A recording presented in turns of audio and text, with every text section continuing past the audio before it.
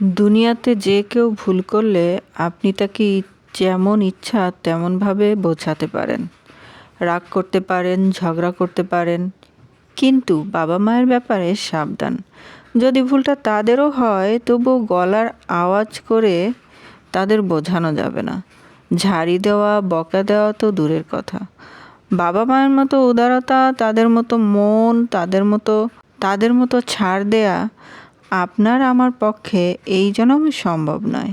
এজন্যই আমাদের ধর্মে বলা হয়েছে, যদি কারো কাছে মাথা নত করতে বিধাতা আদেশ দিতেন, তাহলে সন্তানদেরকে আদেশ করা হতো বাবা মায়ের পায়ে মাথা নত করতে। পুরো দুনিয়ার সকল সিঙ্গেল মানুষের মনে যত মায়া আছে তার সব এক করলেও বাবা মায়ের সমান হবে না। তাদের সঙ্গে গলা উঁচু করে কথা বললেও বেয়াদবি হয়। আপনি সন্তান বেঁচে থাকতে যদি বাবা মায়ের মনে এই কথা কখনো আসে, বুঝি এই সন্তান না থাকলেই ভালো হতো, তবে বুঝে নেন আপনি ধ্বংস হয়ে যাবেন, আপনার শান্তি চলে যাবে।